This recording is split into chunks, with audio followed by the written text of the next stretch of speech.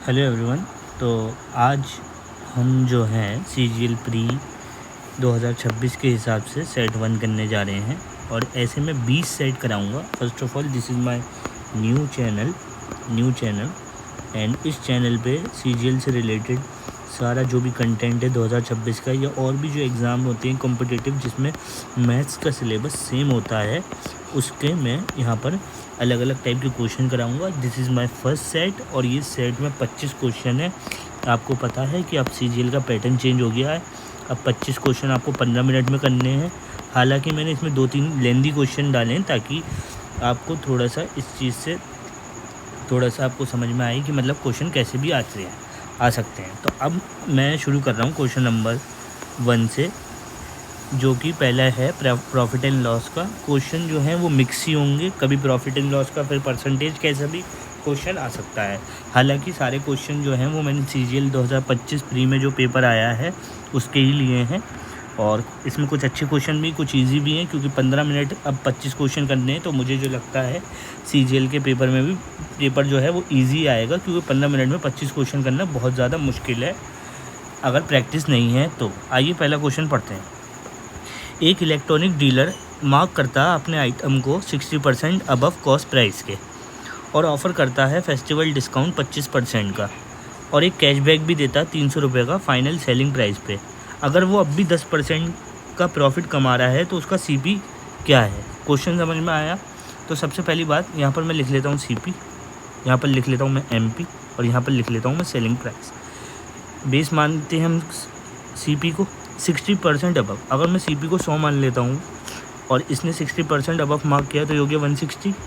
अब ये फेस्टिवल का डिस्काउंट दे रहा 25% का, यानी कि 160 पे 25% का डिस्काउंट मिल रहा है, यानी कि 1/4 जो कि होता है 40 रुपये। अगर ये 40 रुपये का डिस्काउंट दे रहा है तो इसका मतलब ये 120 का बेच रहा है क्योंकि 160 माइनस 40 120 ही तो होता है। अब आप यहाँ पर ये देख रहे हो कि यहाँ पर जो CP है वो 100 है, यहाँ पर SP 120 है, यानी कि यहाँ पर 20% का मुनाफा हो रहा है 20% का। लेकिन क्वेश्चन में ये गिवन है कि वो अब भी 10% का प्रॉफिट कमा रहा है।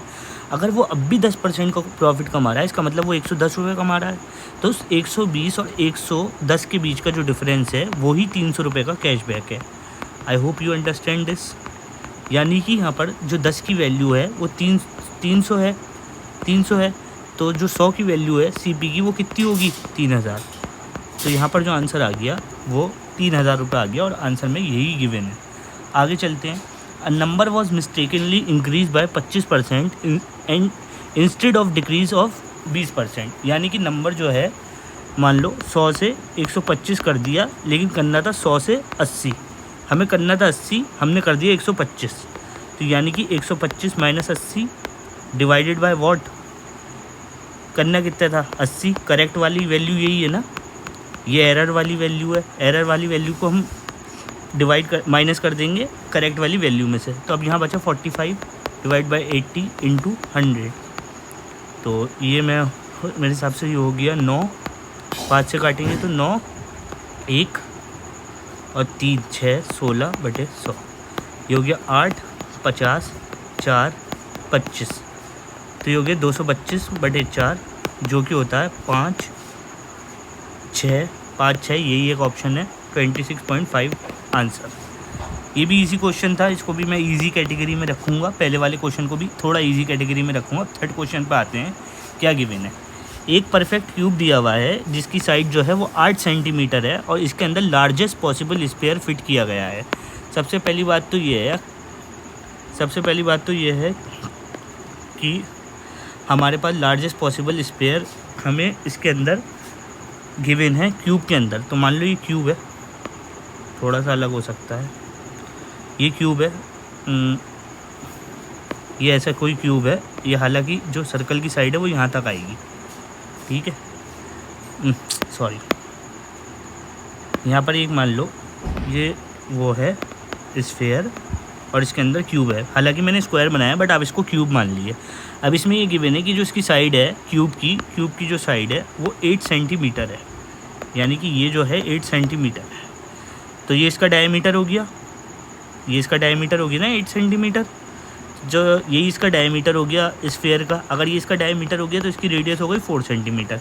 हमें जो निकालना है volume of the empty space with in the cube, यानी कि ये जो छोटी छोटी वॉल्यूम है बची हुई ये हमें निकालनी है। तो सबसे पहले हम क्या करेंगे, वॉल्यूम ऑफ क्यूब में से अगर मैं वॉल्यूम ऑफ स्फीयर निकाल दूँ तो मेरे पास स्पेस वो आ जाएगी या नहीं आ जाएगी। पहली बात तो वॉल्यूम ऑफ क्यूब निकालो, तो वॉल्यूम ऑफ क्यूब क्या होती है, 8 का क्यूब, ए क्यूब होती है, ए क्यूब 8 का क्यूब होता है 512।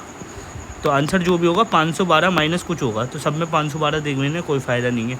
अब वॉल्यूम ऑफ स्फीयर निकालता हूँ। वॉल्यूम ऑफ स्फीयर दे रखा, वो पाई की वैल्यू गिवन है, ऑप्शन में गिवन नहीं है तो हम लगाएंगे नहीं। और यहाँ दे रखी 4 का क्यूब, क्योंकि ये रेडियस है।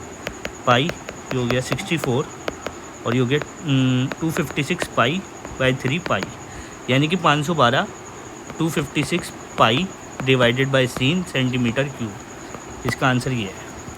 आई होप ये क्वेश्चन भी समझ में आ गया होगा। अब हम आते हैं क्वेश्चन नंबर 4 पे, जिसमें ये दे रखा है कि एक एलॉय है, एलॉय इसको मैं मान ले रहा हूँ एलॉय 1, जो कि है टिन और कॉपर का, जिसका रेशियो है 5:3।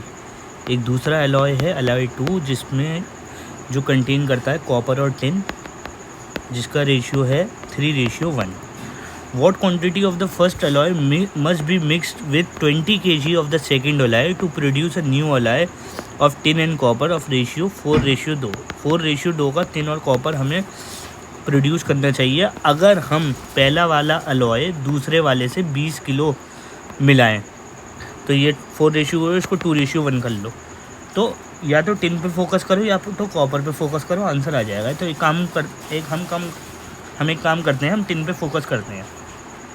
तो जो अलॉय 1 है, अलॉय 1 में टिन का कितना रेशियो है, टिन है 5, तो 5 + 3 8, इसमें है आ गया ये। अलॉय 2 में कितना रेशियो है टिन का रेशियो है 3 और 4। हमें टारगेट कितना चाहिए टिन का, 2 और 2 + 1 2/3 चाहिए टारगेट, ये टिन का टारगेट है। तो मुझे ये बात बताओ, यहाँ 8 आ रहा है, यहाँ 4 आ रहा है, यहाँ 3 आ रहा है। तो एक काम करते हैं, 4 8 और 3 इनका एलसीएम ले लेते हैं, जो कि होता है 24। अगर हम इसका एलसीएम 24 लेते हैं तो हमारे पास वैल्यू जो आएगी अलॉय 1 की वैल्यू आएगी 5/8 × 24, यानी कि इसकी 15। अलॉय 2 की वैल्यू आएगी 3/4 × 24, ये हो गई 18। और टारगेट की जो वैल्यू आएगी वो आएगी 2/3 × 24, जो कि होगी 3 8 16, यानी कि जो टारगेट है उसकी वैल्यू आ गई हमारे पास 16। अब हम इस पे एलिगेशन लगा सकते हैं बहुत आराम से, यानी कि अलॉय 1 अलॉय 2 इस पे एलिगेशन लगा दो। तो ये 15 है, ये 18 है, ठीक है। और जो हमारे पास वैल्यू है वो है 16, वो 16 है, ठीक है। तो इस पे एलिगेशन लगा देंगे हम 1, और ये 2:1 में आ गया इसका एलिगेशन, यानी कि अलॉय 1 और अलॉय 2 का जो रेशियो है वो आ गया मेरे पास 2:1। लेकिन यहाँ क्वेश्चन में गिवन है कि जो सेकंड क्वांटिटी वो हमें ऑलरेडी 20 किलो दे रखी है। तो इसके अलावा जो 2 यूनिट की वैल्यू होगी वो 2 × 20 40 kg होगी कि नहीं। तो इसका आंसर जो होगा वो 40 kg होगा, यानी कि 40 kg पहला अलॉय जो है वो मिक्स होना चाहिए। I think you have got the point. अब हम चलते हैं दूसरे क्वेश्चन पे, 5वां क्वेश्चन, जो कि है टाइम एंड वर्क का। अथर कोई काम को उतने ही वक्त में कर सकता है जितना बबन और चेतन कर सकते हैं, यानी कि अथर और बबन प्लस चेतन की एफिशिएंसी सेम है। अगर अथर, रेड पेन ही कर लेता हूँ यार, अगर अथर उस और बबन एक काम को 10 दिन में कर सकते हैं और चेतन 50 दिन में कर सकता है, तो बबन अकेला कितने दिन में करेगा। भाई बबन अकेला जितने भी दिन में करेगा, सबसे पहले बबन की हमें एफिशिएंसी पता होनी चाहिए, नहीं तो ये क्वेश्चन नहीं हो पाएगा। तो ए और बी एक काम को 10 दिन में कर रहे हैं, सी 50 दिन में कर रहा है, तो 10 और 50 का एलसीएम ले लो 50। ये मैंने मान लिया टोटल वर्क 50 है, तो यहाँ एफिशिएंसी 5 आ गई, यहाँ आ गई 1, यानी कि ए + बी की एफिशिएंसी 5 है और सी की एफिशिएंसी 1 है। अभी क्वेश्चन में हमें ऑलरेडी गिवन है कि जो ए है वो बी + सी के बराबर है, क्योंकि दोनों का टाइम जो है वो सेम है, सेम टाइम में कर रहे हैं दोनों काम। अच्छा, अगर यहाँ पर मैं ए + बी + सी करूँ तो वो आ रही है 6, लेकिन यहाँ पर ए बी + सी के बराबर है, यानी कि यहाँ 3 होगी, यहाँ पर भी 3 होगी, तभी तो ये दोनों 6 होंगे, ठीक है। लेकिन यहाँ पर ए + बी + सी हमारे पास अगर 3 है, यहीं से अगर मैं कर लूँ बी + सी अगर मेरे पास 3 है और यहाँ पर मेरे पास सी की वैल्यू जो है वो 1 है, तो बी की एफिशिएंसी 2 आएगी या नहीं आएगी? तो जब बी की एफिशिएंसी 2 आएगी, अगर बी अलोन मुझे बताना है कितना काम कर रहा है, तो 50 डिवाइडेड बाय 2 यानी कि 25 दिन में बी काम कर लेगा पूरा। ये होगा इसका आंसर। सिर्फ लैंग्वेज का खेल है और इतना बड़ा कुछ इसमें है नहीं। आइए अगले क्वेश्चन में। The value of a machine depreciate 10%। Depreciate का मतलब होता है गिर रही है। 10% पहले साल में, 20% दूसरे साल में, 30% तीसरे साल में। अगर इनिशियल वैल्यू 10,000 है तो फाइनल वैल्यू बताओ at the end of 3rd year. ठीक है, अगर कोई चीज़ 10% गिर रही है इसका मतलब 90% है। अगर कोई चीज़ 20% गिर रही है तो यानी कि 80% है। 80% की वैल्यू 4/5। अगर कोई चीज़ 30% गिर रही है यानी कि 70% उसकी वैल्यू है। ठीक है, तो ये हो गया 9 चौक 36, 36 × 7 और ये हो गया 100 और ये 500।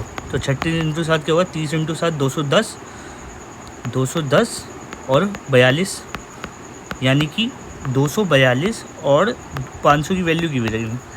ये अब हमारे पास इनिशियल वैल्यू ये है, फाइनल ये है। इनिशियल वैल्यू हमारे पास कितनी दे रखी? 10,000, जो कि है इसका कितना? 20 गुना। तो इसकी भी हमारी 20 गुना होगी वैल्यू, जो कि होगी 4050 रुपीज़। ईजी क्वेश्चन था, ईजी डाल दिया मैंने थोड़ा सा। x + 5 की x + 1/x की वैल्यू 5 है, तो इसकी वैल्यू बताओ। इसकी वैल्यू निकल ही नहीं सकती जब तक इसके अंदर हम कुछ छेड़छाड़ी नहीं करें। तो मैंने मान लिया, मैं थोड़ा सा कलर चेंज कर दूँ। ये लिखा हुआ 2x और x² + 1। ठीक है, यहाँ क्या एक काम करो, इसको करने के लिए दोनों तरफ ऊपर नीचे x से डिवाइड कर दो, यानी कि 2x/x। यहाँ कर दिया x² + 1/x। ये तो x से x कट गया, बचेगा 2 या बचेगा x/1/x। आई थिंक यहाँ तक क्वेश्चन चीज़ समझ में आ गई है। अगर x + 1/x हमें पास 5 गिवन है, तो x - 1/x का फॉर्मूला क्या होता है? दुनिया जानती है। x + 1/x अगर k है तो x - 1/x का वैल्यू फॉर्मूला होता है k² - 4, यानी कि यहाँ 5 है तो ये हो गया 25 - 4 यानी कि √21। यानी कि x - 1/x की वैल्यू आ गई √21। तो यहाँ पर √21 रख दो, 2/√21 रेशनलाइज कर दो थोड़ा सा, √21। तो 2√21 डिवाइडेड बाय √21, यही है इसका आंसर। √21 2√21 डिवाइडेड बाय 21, ये नहीं आएगा, सॉरी, डिवाइड बाय 21। तो ये है इसका आंसर। आइए, थोड़ा सा अच्छा लेवल का क्वेश्चन है, क्योंकि इसमें 3 क्वेश्चन एक साथ मिक्स कर रखे हैं, तो इसलिए थोड़ा सा ज़्यादा ध्यान देने की ज़रूरत है। हालांकि इतना टफ क्वेश्चन नहीं है। हमने 3 स्टेटमेंट दे रखी हैं सिंपल इंटरेस्ट की, वो हमें बताना है कि कौन कौन सी स्टेटमेंट इसमें से करेक्ट है और कौन सी गलत है। हालांकि इसमें ऑप्शन भी थे, वो मैंने हटा दिए हैं क्योंकि उसका कोई काम नहीं है। पहली स्टेटमेंट ये दे रखी, मतलब एक एक करके मुझे स्टेटमेंट चेक करनी होगी कि गलत है या सही है। पहली स्टेटमेंट ये दे रखी है कि जो सिंपल इंटरेस्ट है 8,000 रुपये पे 3 साल का 5% की दर से, वो 1,200 रुपये है। चेक करके देख लेते हैं। 8,000 रुपये से 3 साल का 15% हो गया। ठीक है, तो 15% हो गया, बहुत बढ़िया। तो ये तो परसेंटेज से 2 कट जाएंगे, तो 80 × 15 1200 आ रहा है। तो स्टेटमेंट 1 तो भाई आपकी करेक्ट हो गई, करेक्ट। अब आओ दूसरे स्टेटमेंट पे, क्या कह रहा है? इसको दूसरे पेन से लिखेंगे आज। ये if a sum of money doubles in 10 year, यानी कि कोई सम है, अगर p सम है वो डबल हो जाता है 2p 10 साल में, तो वो 1.5 गुना हो जाएगा 5 साल में।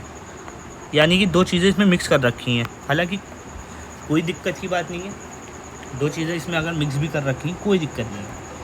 अगर एक बात बताओ मुझे, अगर आपके पास 100 रुपये थे और आपके 200 रुपये बन गए, तो इसका मतलब आपको 100 रुपये का इंटरेस्ट मिला।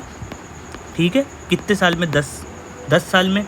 तो इंटरेस्ट कितना हुआ? 10 रुपये पर साल। ठीक है, अब यहाँ पर बात हो रही है आपकी, क्या नाम है, कितने साल की? यहाँ पर बात हो रही है आपकी 6 साल की। ये 6 लिखा हुआ है, इसको 5 मत मान लेना, 6 साल की। तो अगर 10 रुपये 1 साल में इंटरेस्ट मिल रहा है, तो 6 साल में इंटरेस्ट कितना मिलेगा? 60 रुपये। ठीक है, अगर 60 रुपये इंटरेस्ट मिल रहा है, तो प्रिंसिपल मेरा 100, प्रिंसिपल तो 100 ही होता, 60 रुपये इंटरेस्ट का हो गया, तो अमाउंट हो गया मेरे पास 160 रुपये, ठीक है। पर 160 रुपये जो होता है वो तो 1.6 टाइम हो गया, पर क्वेश्चन में क्या गिवन है 1.5 टाइम, यानी कि स्टेटमेंट 2 जो हो गई वो इनकरेक्ट हो गई, ठीक है। अब आओ थर्ड वाली स्टेटमेंट। ये क्वेश्चन थोड़ा बड़ा है इसलिए मैंने इसमें थोड़ी सी जगह ज़्यादा ले ली थी। थर्ड स्टेटमेंट में आ जाओ भाई। थर्ड स्टेटमेंट हमसे ये कह रहा है कि अगर, क्या लिखा हुआ, अगर simple interest rate required for an amount to become 2.5% in 5 year is 30%, यानी कि जो सिंपल इंटरेस्ट का रेट है जो कि जिसकी ज़रूरत है अमाउंट को 2.5 गुना होने में 5 साल में, वो 30% है। मतलब ये निकालना पड़ेगा हमें। तो मुझे एक बात बताओ, अगर कोई चीज़ 2.5% है, 2.5 टाइम होती है, तो उसकी फ़ाइनल अमाउंट कितनी होगी?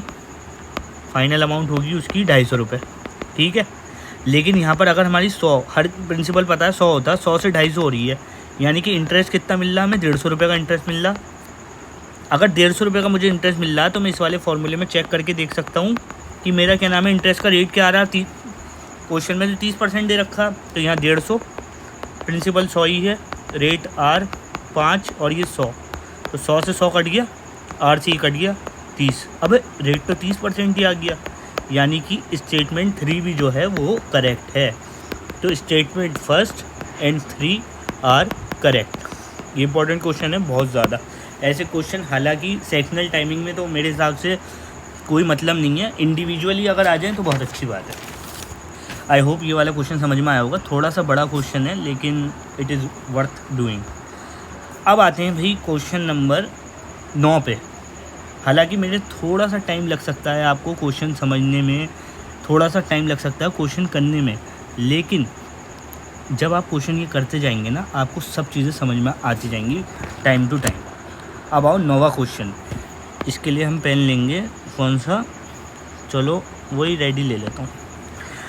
एक गार्डन जो है वो रेगुलर हेक्सागन के शेप में है, जिसकी ईस्ट साइड जो दे रखी 20 मीटर है। अगर 5% of it is occupied by a circular fountain, find the remaining area. भाई एक बात बता दो, अगर 5% कोई चीज़ ऑक्यूपाइड है, हर चीज़ 100% होती है, तो रिमेनिंग एरिया हमारा 95% होगा या नहीं, ये तो हमें पता है, ठीक है। अब हमें निकालना रेगुलर हेक्सागन। तो रेगुलर हेक्सागन क्या होता है, 6 रेगुलर हेक्सागन में क्या होता है, 6 साइड्स होती हैं, और एक रेगुलर हेक्सागन जो होता है वो एक एरिया होता है इक्विलेटरल ट्रायंगल का। तो इक्विलेटरल ट्रायंगल का एरिया होता है √3/4 और रेगुलर हेक्सागन है 6, तो 6 इंटू ये हो गया। अब मैं इसको थोड़ा कट भी कर लूँगा तो कोई दिक्कत की बात नहीं, हो गया 3√3a², ठीक है। यहाँ तक हमें पता है √3 की वैल्यू जो होती है 1.732 होती है, क्योंकि यहाँ पर आंसर जो दे रखा है रूट में नहीं दे रखा, हमें वैल्यू पता होनी चाहिए। तो सबसे पहले मैं क्या करूँगा, इसका एरिया निकाल लूँगा रेगुलर हेक्सागन का। तो 3√3 की वैल्यू मुझे पता 1.73 लिख लेता हूँ, 2/2, और यहाँ a का स्क्वायर दे रखा 20, तो 20 का स्क्वायर, तो ये हो गया 3 × 1.732 / 2 × 400, तो ये तो कट गया 200, ये हो गया 600। यहाँ से देखो 600 × 1.732, अगर ये 600 है तो यहाँ 2 0 आ रहे हैं, तो मैं यहाँ लगा सकता हूँ ये 0, क्यों? हालांकि करके देख लो, यह आएगा आपका आंसर 1.732 × 600। ये तो सब बेकार है, ये सब बेकार है, और ये आ गया हमारा क्या नाम है 299,301। तो याद रखिए हमारा जो आ रहा आंसर वो 193.2 आ रहा है, क्योंकि 2 के बाद 0 आ जाएगा ना ये। हालांकि ये तो मैंने सिर्फ समझाने के लिए करा था।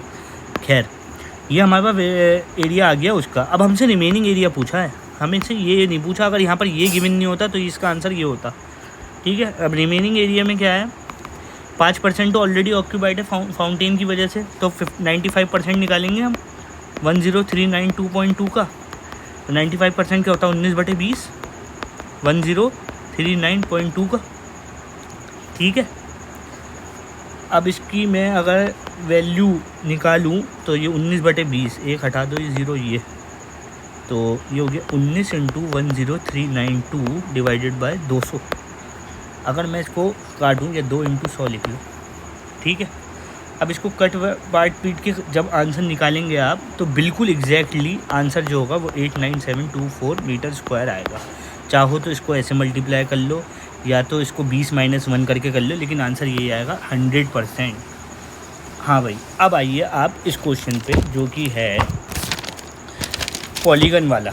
The sum of the interior angles of a regular polygon is 6 time the sum of its exterior angle, determine the number of diagonals in the polygon. ठीक है, जो सम ऑफ इंटीरियर, पहले मैं दो चीज़ें बताऊंगा। जो सम ऑफ इंटीरियर एंगल होते हैं उसका फॉर्मूला क्या होता है, n-2 × 180। एक्सटीरियर एंगल का क्या होता है, 360 होता है, कुछ याद करने की ज़रूरत है नहीं। तो n-2 × 180 ये दे रखा है 6 टाइम × 360, तो ये 180 इससे 2 बार चला गया, तो n-2 ये आ गया 12। n की वैल्यू यहाँ पर नंबर ऑफ़ साइड्स आ गई 14। अगर नंबर ऑफ़ साइड 14 आ गई तो हमें डायगोनल का फॉर्मूला पता होना चाहिए, जो कि होता है n-3 डिवाइडेड बाई 2, यानी कि 14 × 11/2, तो ये हो गया 7 × 11, जो कि आ गया 77। तो 77 इसका आंसर है। नॉर्मल ऑप्शन बेस्ड क्वेश्चन था, इतना ज़्यादा इसमें कुछ करना नहीं था। ठीक है,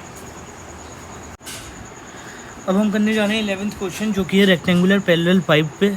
ये क्वेश्चन बहुत ही ज़्यादा, ये क्वेश्चन तो नहीं, ये जो एक पार्ट है, ये एक टॉपिक है, ये बहुत ज़्यादा चर्चा में रहा था, क्योंकि CGL में 2025 में से एक क्वेश्चन आ गया था। हालांकि रेक्टेंगुलर पैरेलल पाइप कुछ नहीं है, एक क्यूबॉइड का ही स्टैंडर्ड फॉर्म है, ये हॉलो गिवन है। तो इसके एक्सटर्नल डायमेंशन जो दे रखे हैं वो ये दे रखे हैं 12, 10, 8।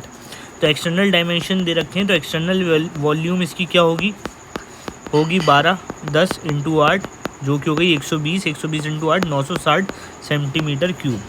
हमें अब इसके इंटरनल डायमेंशन निकालने हैं। थिकनेस दे रखी 1 सेंटीमीटर की। अगर 1 सेंटीमीटर की थिकनेस है वॉल की, इसका मतलब यह है हमें इंटरनल डायमेंशन जो है वो सब्ट्रैक्ट करना होंगे ट्वाइस, यानी कि क्योंकि आमने सामने ऊपर नीचे ऐसे हम क्या नाम है 2-2 करके इसकी इंटरनल लेंथ, विड्थ और हाइट निकालेंगे। तो इंटरनल लेंथ इसकी हो गई 12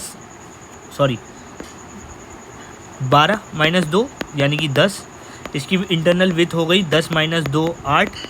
इसकी इंटरनल हाइट हो गई 8 - 2 6, यानी कि 10, 6, 8। तो इंटरनल वॉल्यूम इसकी कितनी हो गई 10 × 8 × 6, ये हो गई 80 480 सेंटीमीटर क्यूब। अब इसकी इंटरनल वॉल्यूम ये आ गई। इसका हमसे क्या पूछा, इसकी वॉल्यूम निकालनी, क्योंकि हॉलो है। अगर इसकी हमें वॉल्यूम निकालनी है, एक्चुअल वॉल्यूम, तो हम एक्सटर्नल में से इंटरनल वॉल्यूम माइनस कर दें। 960 - 480 और 480 सेंटीमीटर क्यूब ही इसकी वॉल्यूम आ गई। हालांकि ये क्वेश्चन में अगर 960 देते तो हो सकता था थोड़े बच्चे गड़बड़ी कर आते, लेकिन ऐसा कोई ऑप्शन था ही नहीं जिसमें प्रॉब्लम हो। अब आते हैं 12वें क्वेश्चन पे। 12वें क्वेश्चन में ये गिवन है A, B और C की एफिशिएंसी जो है, A, B और C की एफिशिएंसी 2, 3, 5 गिवन है, और A कोई काम को 40 दिन में कर सकता है। तो टोटल वर्क कितना हो गया 2 × 40 यानी कि 80। ठीक है, इन सब लोगों ने काम किया 5 दिन तक, उसके बाद C छोड़ के चला गया। A और B बचा हुआ काम कितने दिनों में करेंगे। अच्छा, इन सब लोगों ने काम किया 5 दिन तक, यानी कि 8, 10, 5 दिन तक, यानी कि 2 + 3 8, 10। तीनों ने A + B + C ने इन तीनों की एफिशिएंसी का काम 5 दिन तक काम किया, यानी कि 50 काम किया। रिमेनिंग काम कितना है 80 - 50, यानी कि 30 काम अभी भी बचा हुआ। ये 30 काम करना किसको है, A और B को करना। तो A और B की तो एफिशिएंसी 2 + 3 है, तो 30 + 2 5 6 दिन।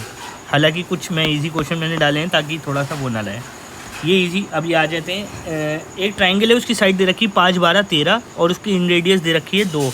तो एरिया कितना होगा, एक बहुत ही फेमस फार्मूला है, एरिया जो होता है वो इन रेडियस इंटू सेमी पेरीमीटर होता है। तो पहले इसका सेमी पेरीमीटर निकाल लो, 5 + 12 + 13 डिवाइडेड बाय क्या 2। ठीक है, तो ये हो गया 15, ये हो गया 25, ये कितना हो गया 2, 3, 20, 25, 30 डिवाइडेड बाय 2 15। तो इसका सेमी पेरीमीटर आ गया 15। हमें निकालनी है एरिया, तो 2 × 15 30, ये आ गया। ठीक है, ये भी इजी था क्वेश्चन। हाँ, एक पार्टनरशिप का भी क्वेश्चन डाला है। 2 लोग हैं P और Q। बिजनेस स्टार्ट करता 8,000 रुपये से, Q ज्वाइन करता 5 महीने के बाद, यानी कि ये पूरा 12 महीने तक पैसे डाल रहा। अगर ये 5 महीने के बाद आ रहा है, यानी कि 5 माइनस 12, ये 7 महीने तक ही पैसे डाल रहा है क्यों, तो 12,000 इंटू 7, ये काट दो 1,000, टाइम जा रहा है ये इससे कट गया, ये 8, यानी कि 8:7 आ गया। प्रॉफिट जो दे रखा है एंड ऑफ द ईयर में वो दे रखा है 6800 का। हमें क्यू का शेयर बताना है। अगर मुझे क्यू का शेयर जानना है तो क्यू का शेयर है 7। अब यहाँ यूनिट डिजिट वो यहाँ पर मल्टीपल तो चलेगा नहीं, क्यों आंसर दे रखा है डेसिमल में, तो 7 और ये हो गया 7 + 8 15, जो कि दे रखा 6800। ठीक है, 6800 को 15 से काट लो, 4 से तो ज़्यादा ही जाएगा, 4 60, ठीक है, 8 0, फिर ये 5 से काट लो 75, 5 0, ये काट लो 3, यानी कि 453। 7 × 453, आंसर देख लो 1,000 का फ़र्क है, तो इसलिए मैंने बिल्कुल एक्यूरेट वो नहीं करी है। तो 453 × 7, तो 21 का 2, 35 7 का 3, 28 ये, तो 3171 रुपीज़ जो है वो क्यू का शेयर है, और यही करीब है इसके, तो यही इसका आंसर है। ठीक है, आगे चलें। ये एक परसेंटेज का क्वेश्चन है, स्टॉक के ऊपर है। एक इन्वेस्टर के पास 5 स्टॉक हैं, 4 of them has an average return of 8%. If the overall average return is 9%, ये 9 है, 9%, what was the return on the 5th stock? अच्छा, देखो 4 दे रखे हैं स्टॉक और एक का हमें निकालना है। 4 स्टॉक का एवरेज रिटर्न है 8%, और ओवरऑल जो दे रखा है वो 9%। आराम से डेविएशन लग जाएगा इसमें। ये 9% है ओवरऑल, ये 8%। ये 9 8 से कितना कम है, 1% कम है, हमें ये निकालना है। तो यह 9% तो हो गई, जितना यहाँ पर है इतना ही यहीं पर होता, अगर आपने बेसिक डेविएशन का कॉन्सेप्ट पढ़ रखा है तो। ठीक है, तो ये एक कम है 9 से 8 -1, तो यहाँ -4, ये -4 हो गया, तो ये -4 यहाँ पर कंपनसेट करने के लिए यहाँ प्लस हो जाएगा, तो यहाँ 13% आ जाएगा। 13% आंसर, ईजी, वेरी इजी। एक लोन है, अब एक ये वाला क्वेश्चन देख लेते हैं, लोन वाला। इसमें क्या हो रहा है, लोन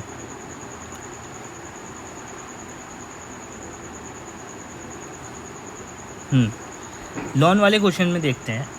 अ रेक्टेंगुलर लोन, एक रेक्टेंगुलर लोन दे रखा है जो कि 30 और 40 मीटर है। एक 2 मीटर का वाइड पाथ इसके अंदर बनाना है लोन के इनसाइड।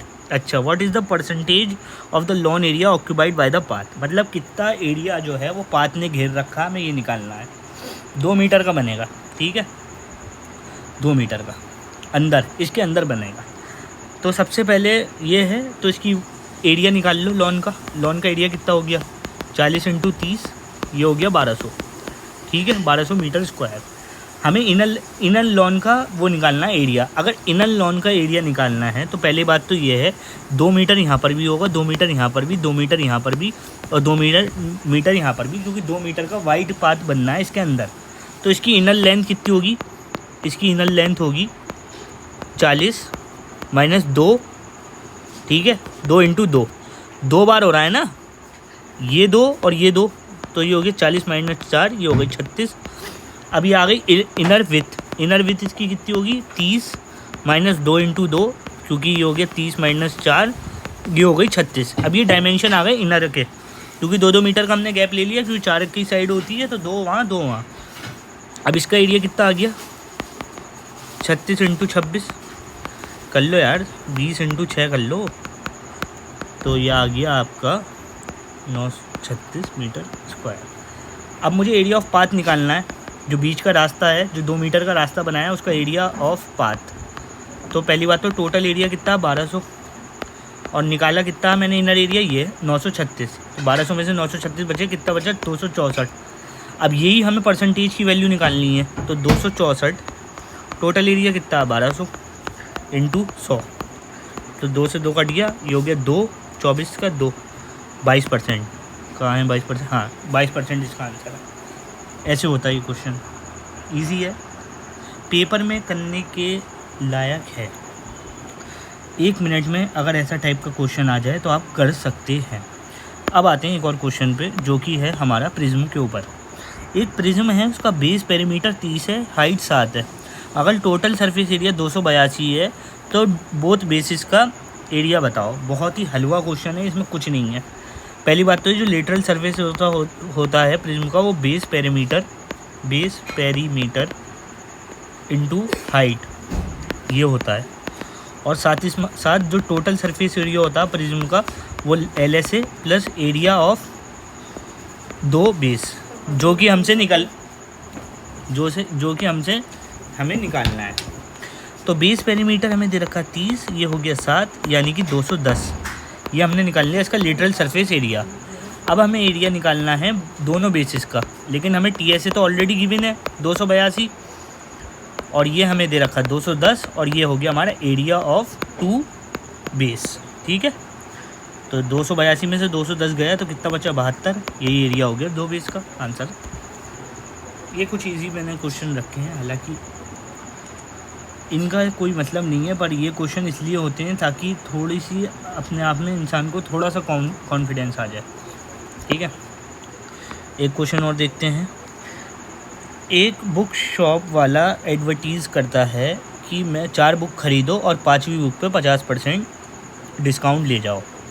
अगर मार्क प्राइस हर एक किताब का 480 रुपये है और सारी किताबें का प्राइस जो है वो सेम है, यहाँ ऐसा नहीं है कि सब प्राइस जो है सेम है। What is the effective percentage discount the customer receive on the total purchase, मतलब पूरे परचेज पे उसे इफेक्टिव डिस्काउंट कितना मिल रहा है। मुझे एक बात बताओ, यहाँ पर फ्री वाला तो हिसाब है नहीं कि इतनी बुकें खरीदो इतनी फ्री मिल जाएंगी, फिर इफेक्टिव डिस्काउंट बताओ, ये तो है नहीं कुछ मामला। यहाँ पर हमें डायरेक्ट क्या दे रखा है, यहाँ पर हमें डायरेक्ट दे रखा है मार्क प्राइस क्या दे रखा है 480। मुझे वह बताओ किताबें कितनी हैं, 5 किताबें हैं टोटल, तो 5 × 480 यानी कि ये हो गया आपका 2400 रुपये हो गए टोटल एमपी हो गया।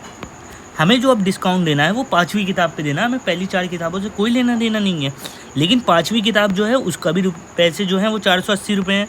तो अगर मैं 50% निकालूँ 480 का, जो कि 5th बुक का, तो ये 240 रुपये आ गया, इसका आधा हो गया 50%।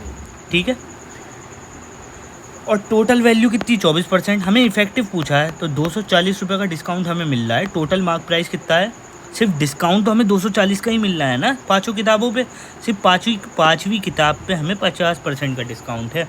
टोटल कितना 2400 × 100, ख़त्म कहानी, 10% है इसका आंसर।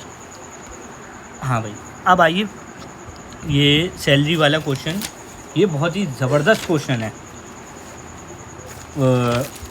सैलरी वाला। इसके लिए मैं यूज़ करूँगा थोड़ा सा ब्लू, थोड़ा सा ये वाला, ठीक है। ओके, ए की सैलरी B से 40% ज़्यादा है। अब इसको करने के 10वें मेथड है, मैं 100 मान के भी कर सकता हूँ, समझ रहे हो। मैं परसेंटेज वाले मेथड से भी कर सकता हूँ कि 40% को 2/5 लिख लूँ। 10वें मेथड है, मैं सबसे जो इंसान को सबसे पहले क्लिक होगा मैं वो वाले बेसिक मेथड से करूँगा। अभी कह रहे हैं ए की सैलरी 40% ज़्यादा है B से, अगर B की सैलरी 20% बढ़ जाए और A की सैलरी X% बढ़ जाए तो A की सैलरी 25% ज़्यादा हो जाती है B की सैलरी से। तो X की वैल्यू बताओ। आंसर भी यहाँ डेसिमल में दे रखे हैं, इसलिए मैं बेसिक से ही करके देख रहा हूँ, ज़्यादा कैलकुलेटिव नहीं बनाऊँगा इसको। यहाँ 2 लोग हैं, A है ये B है। A कहता है मेरी सैलरी तो तुझसे 40% ज़्यादा है, तो B की सैलरी अगर 100 है तो A की होगा 140। ठीक है, अब ये कह रहे हैं A की सैलरी अगर X% बढ़ जाए। मुझे एक बात बताओ भाई, अगर कोई चीज़ X% बढ़ती है तो 140 1 + 100 होगी या नहीं होगी। X% बढ़ रही है, यहाँ ये कितनी हो रही है, B की सैलरी 20% बढ़ रही है। अगर ये 20% बढ़ रही है तो ये 120 हो गया। ठीक है, तो 140 1 + X/100 ये बराबर है 120 के। लेकिन A की सैलरी जो है वो 25% ज़्यादा हो जाती है B की सैलरी से। 25% की वैल्यू होती है 1/4, यानी कि 5/4 हो जाती है। ये है क्वेश्चन में फ़िलहाल। ठीक है, तो इसको थोड़ा सा वो कर लो, 140 प्लस ये हो गया 1.4x, ये हो गया 30 150। ठीक है, 1.4x ये हो गया 10। ठीक है, तो x हो गया 10, 100/14। 100/14 को मैं अगर काटूँगा अभी तो ये जाएगा 7 टाइम, और 7 टाइम एक ही जा रहा है, ये है 17.14%। थोड़ी सी लैंग्वेज इस क्वेश्चन की अच्छी है, इस वजह से करना पड़ गया, वरना इतना ज़रूरी नहीं था कि इसको किया जाए, इतना कोई बड़ा क्वेश्चन नहीं है। अब क्वेश्चन आता है मिक्सचर एंड एलिगेशन का सबसे ज़्यादा पूछे जाने वाला टाइप, जो कि आज के टाइम पे बहुत ज़्यादा क्वेश्चन ये आता है। एक 30 लीटर का प्योर कंटेनर है प्योर मिल्क का, जो कि अंडरगो जाता है 6 लीटर रिमूवल के और 6 लीटर वाटर के रिप्लेसमेंट वाले प्रोसेस से, रिपीटेड 4 टाइम, यानी कि सारा प्रोसेस जो हो रहा है वो 4 बार हो रहा है। कितना ज़्यादा ओरिजिनल मिल्क जो है वो रहेगा, मुझे ये बात बता दो। इनिशियल मिल्क हमारे पास कितना है, 30 लीटर मिल्क इनिशियल जो है वो 30 लीटर है। अब हमें इसका फॉर्मूला दुनिया जानती है कि जो 30 लीटर है वो 1 - 6/30 होता है।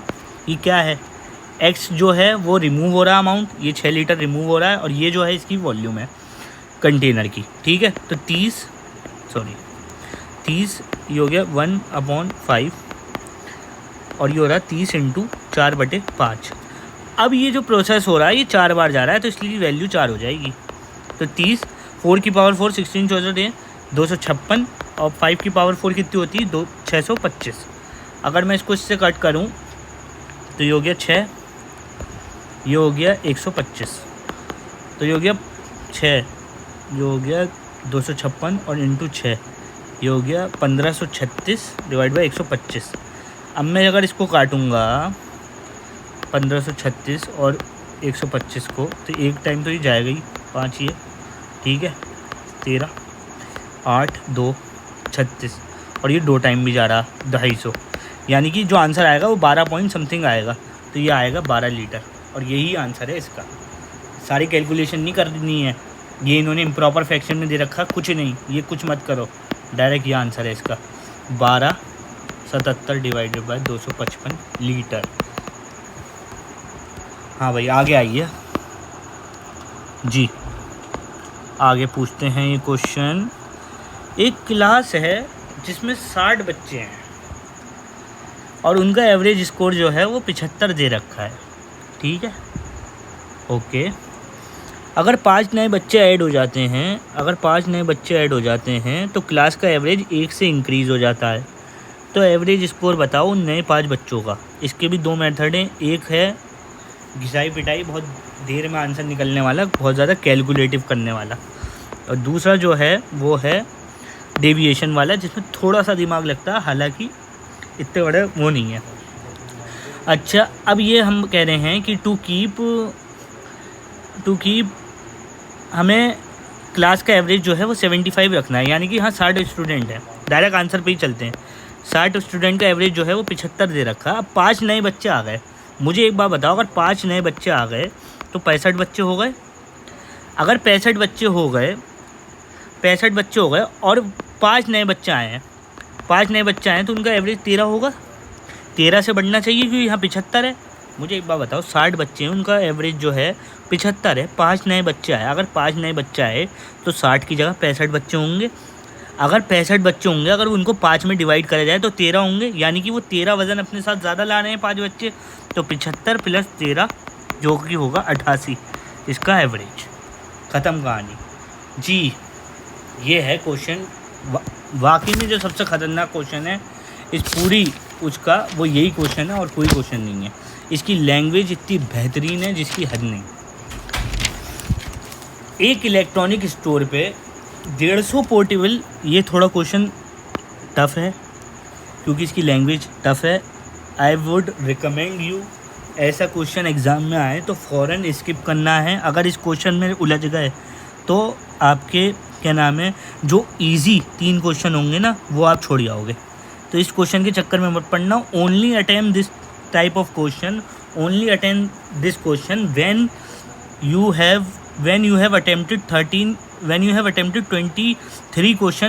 23 क्वेश्चन इन 13 मिनट। और उसके बाद तुम देखो यार 2 मिनट है मेरे पास तो मैं ये कर सकता हूँ या नहीं। अगर ये पहले शुरुआत में क्वेश्चन आ गया और अगर आप ये करने बैठ गए तो 15 मिनट में अगर 4-5 मिनट निकल गए, you are out of the selection, या आपका ये पेपर नहीं निकल सकता है। तो ये स्किप करने वाले क्वेश्चन होते हैं क्योंकि लैंग्वेज इसकी लेंदी है। दूसरी बात ये है कि ऑप्शन देख के ही पता चल पा रहा है कि इसमें तुक्का भी कोई काम भी नहीं आएगा। हालांकि करा देता हूँ, अच्छा क्वेश्चन है, ऐसी टाइप का अगर इस साल भी मिल गया कोई क्वेश्चन तो आपके लिए बहुत फ़ायदा है।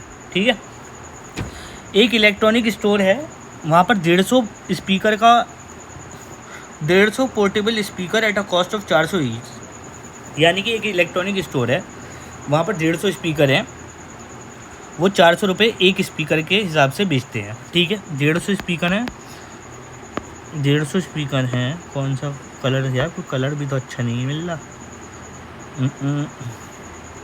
चलो ये ले लेता हूँ। 150 स्पीकर है यार, ये बहुत लाइट हो गया। चलो यार रेड सी लिख लेता हूँ। 150 स्पीकर है, 400 रुपये के हिसाब से वो सेल करता है। तो मुझे एक बात बता दो, जो टोटल कॉस्ट प्राइस है स्पीकर्स का वो कितना हो गया?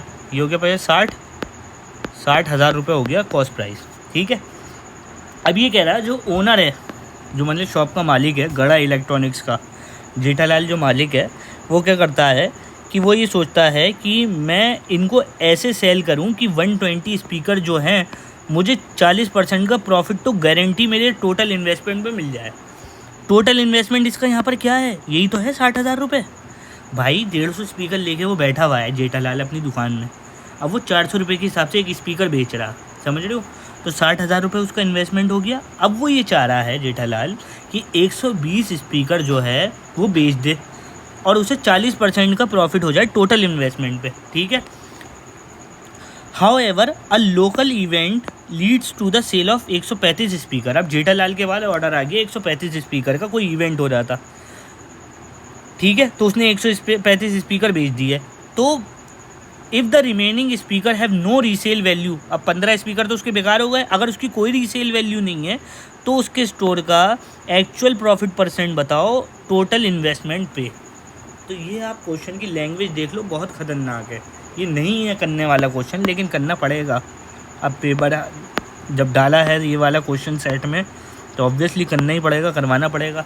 तो मैंने ये बता दिया कि जो सीपी है वो आपके पास आ गया कितना, यह आ गया आपके पास 60,000 रुपये। अब जेठालाल ने प्लान किया कि मैं 120 स्पीकर बेचूंगा और मुझे 40% का प्रॉफिट मिल जाएगा टोटल इन्वेस्टमेंट पे। पहले मुझे ये बात बताओ, उसे 40% का प्रॉफिट चाहिए इन्वेस्टमेंट पे। उसके पास इन्वेस्टमेंट कितना है? 60,000 रुपये। यानी कि 60,000 रुपये पे 40% और चाहिए 60,000 पे, यही तो हुआ। तो 60,000 प्लस 24,000, 6 चौक 24 होते हैं ना, तो उसके बाद 84,000 रुपये का क्या हो गया, उसका टारगेट रेवेन्यू हो गया कि मतलब मुझे इतने रुपए की बिक्री करनी है। ठीक है, अगर अब उसे 120 स्पीकर बेचने हैं 84,000 रुपये पे, अगर उसे 120 स्पीकर बेचने हैं तो उसे कितने रुपए के बेचने पड़ेंगे? उसे बेचने में 12 सत्ते 840, 120 सत्ते 840, तो 700 रुपये ईच के हिसाब से उसे स्पीकर बेचना पड़ेगा। लेकिन कहानी क्या हुई, एक लोकल इवेंट में उसे 135 स्पीकर ही बेचने पड़े। तो 135 इंटू 7, 135 इंटू 7 कितना होता है? 135 सत्ते 45, 5 21, 5 का 2 9, ये हो गया आपका 945, 94,500। ये 135 स्पीकर का खेल हो गया उसका, जो उसने बेचा है लोकल इवेंट में। ठीक है, अब मुझे ये बात बता दो कि उसने इतने का माल बेचा, उसे बेचना इतने का था, उसे उसके बाद इतने का माल था शुरू में, उसने इतने का माल बेच दिया, तो उसे प्रॉफिट कितना हुआ? एक्चुअल प्रॉफिट उसे हुआ 94,500 माइनस 60,000। ये तो उसका वो था ना टारगेट रेवेन्यू, इसका तो इससे कोई लेना देना नहीं है, सीपी तो इसका यही है ना। इसने बेचा इतने में, हालांकि उसे बेचने जो थे वो उसे 120 स्पीकर बेचने थे, लेकिन उसके पास लोकल इवेंट में 135 स्पीकर का ऑर्डर आ गया, तो उसने 135 बेच दिए। अब 135 उसने जो बेचे वो 700 रुपये के बेचे, क्योंकि 784,000 रुपये का उसका टारगेट रेवेन्यू था। उसने 120 से डिवाइड कर दिया, तो मुझे एक स्पीकर की वैल्यू आ गई, 135 से मल्टीप्लाई करा तो 94,500 रुपये आ गए। ये थोड़ी हाई लेवल की बात है, अगर समझ में भी नहीं आए तो कोई दिक्कत की बात नहीं है। 94,500 रुपये में से 60,000 माइनस कर दूंगा तो बचेगा 34,000 रुपये, उसका एक्चुअल प्रॉफिट आ गया। अब यही चीज़ हमसे परसेंटेज में पूछी है, क्योंकि जो बचे हुए 15 स्पीकर हैं उनका तो मुंह काला हो गया, उनकी तो कोई रीसेल वैल्यू है ही नहीं, उनसे तो मुझे कोई लेना देना ही नहीं है। तो अगर मैं परसेंटेज में बताऊँ तो 34,500 डिवाइडेड बाय 60,000, मेरे भाई बेस वैल्यू तो यही है, इंटू 100। तो ये इससे कट गया, 2 जीरो इससे कट गए, तो 345 डिवाइडेड बाय 6, 345 डिवाइडेड बाय 6, ये आ गया 5 टाइम तो जाएगा ही 5, और इसके बाद आ गया 6 7, तो 57 पॉइंट समथिंग जाएगा, और 57 पॉइंट का आंसर यही है।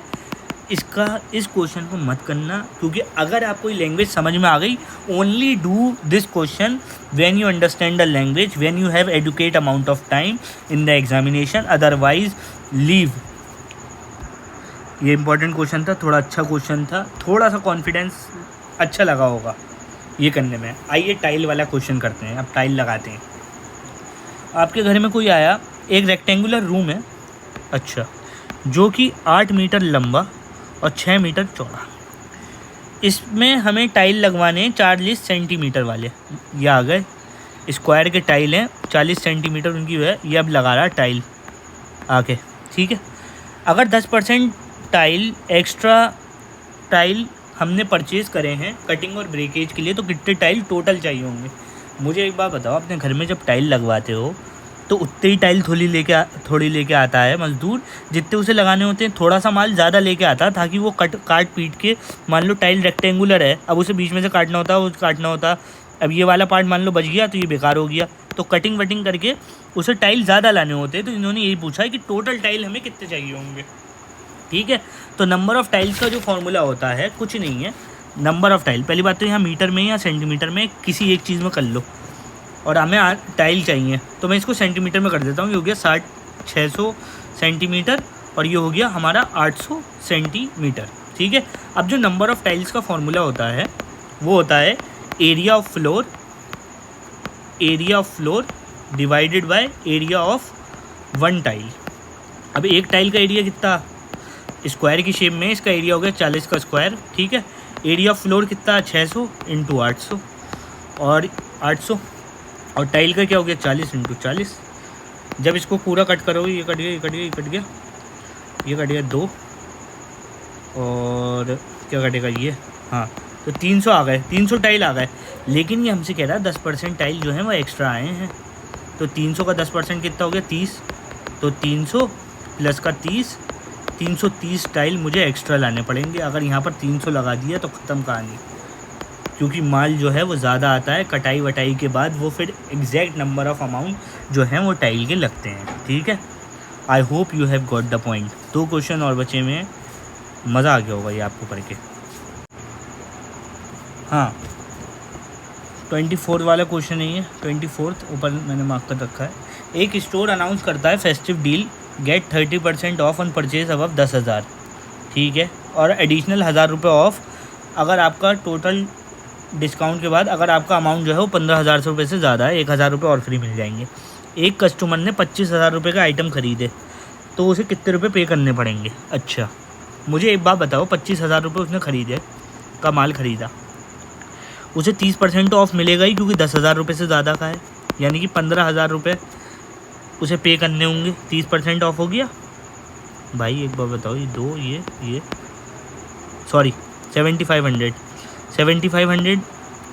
हो गए उसके पैसे कम, 30%, तो 25,000 में से 7,500 निकाल दो, ठीक है। तो ये कितने बचा, ये बचा 17,500, ठीक है। ये आंसर नहीं है, ये कह रहे हैं अगर उसकी वैल्यू 15,000 से ज़्यादा आती है डिस्काउंट के बाद, तो डिस्काउंट के बाद उसे 15,000 से ज़्यादा वैल्यू आ रही है ऑब्वियसली, तो उसे 1,000 रुपये का और डिस्काउंट मिलेगा, तो 1,000 रुपये का इसका और डिस्काउंट दो, तो 16,500 इसका आंसर है। ये फाइनली अमाउंट पे करना पड़ेगा कस्टमर को। Last question but not the least, ठीक है, इजी है, बहुत आसान है, इतना इसमें वो नहीं है, बहुत नॉर्मल सा क्वेश्चन डाला है मैंने, ये तब भी कर लेते हैं जी। क्या कह रहे हैं, the price of the product is decrease by X% and then increase by X%, X% से डिक्रीज़ हुआ, फिर X% से बढ़ गया। The final price become 10% less than the original, यानी कि जो ओरिजिनल प्राइस है उससे 10% जो है फाइनल प्राइस जो है वो कम हो गया, ठीक है। तो बताओ एक्स की वैल्यू क्या है अप्रॉक्सीमेटली, तो ये आप क्वेश्चन खुद कर सकते हैं या नहीं। मुझे एक बात बताओ, जो नेट डिस्काउंट होता है वो a plus B plus A into B by 100 होता है। यहाँ पर फाइनल प्राइस जो है वो 10 है, a जो है माइनस है, x प्लस एक्स, ये सॉरी माइनस का है, इंटू एक्स, ये पॉजिटिव का ही है, तो ये तो कट गया, तो 100 इंटू एक्स स्क्वायर माइनस का इंटू 100, ठीक है।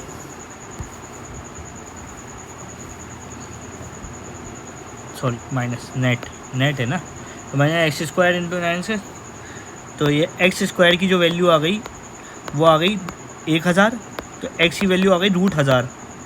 मुझे एक बार बताओ √1000, तो ये हो गया 100 इंटू 10, तो 10 तो बाहर निकाल लो, 10√10 आ गया इसका आंसर। लेकिन √10 की हमें वैल्यू पता होनी चाहिए। √10 की वैल्यू अगर नहीं भी पता है तो √9 की वैल्यू हमें पता 3 होती है। √10 की वैल्यू जो होगी वो 3 से थोड़ी सी ज़्यादा होगी, मैं 3.1 मान लेता हूँ अगर मुझे एग्जैक्टली नहीं भी पता है तो 10 इंटू 3.1 तो 31 आएगा इसका आंसर। और 31 का एक ही ऑप्शन है, ना यहाँ पर आसपास 32 है ना कुछ है, तो ये गलत, ये गलत, ये गलत, ये गलत, ठीक है। तो ये 25 क्वेश्चन थे, बहुत ही शिद्दत से मैंने ये क्वेश्चन आपको 25 के 25 कराए हैं। ये क्वेश्चन ऐसे हैं, इसमें कुछ क्वेश्चन तो 10 से 15 क्वेश्चन तो ऑब्वियसली बहुत इजी हैं, बट कुछ क्वेश्चन ऐसे हैं जो आई थिंक आप लोगों को करने चाहिए। जैसे एक वो वाला क्वेश्चन था जेठालाल वाला जो मैंने बताया है, ये सिंपल इंटरेस्ट का 3 स्टेटमेंट वाला क्वेश्चन हो गया। इसके अलावा एक गार्डन वाला हो गया। इसमें मैंने ज़्यादातर क्वेश्चन जो डालने की कोशिश करी है वो मेंसुरेशन की करी है, क्योंकि अब थोड़ा सा एक पैटर्न ऐसा हो गया है कि एडवांस ज़्यादा आती है, तो वो मेरे पर डिपेंड करता है। मैं अलग अलग टाइप के भी क्वेश्चन इसमें कराऊँगा। ये हालांकि पहला सेट था तो इसलिए मैंने थोड़े से क्वेश्चन ऐसे डाले हैं कि सब लोग कर पाएँ। तो आपको ये वीडियो अच्छी लगी हो, सेट पसंद आया हो, सारे क्वेश्चन पसंद आए हों तो ज़रूर लाइक करिएगा, सब्सक्राइब करिएगा, शेयर करिएगा, अपने दोस्तों को बताइएगा। और इसके अलावा अब मैं सोच रहा हूँ मेरा टारगेट जो है वो इस वक्त, एक सेकेंड, मेरा 20 सेट कराने का टारगेट है CGL प्री से पहले, ठीक है। तो एक सेट तो ये आपका आज हो गया है कंप्लीट, दूसरा सेट मैं 2-3 दिन के अंदर डाल दूँगा।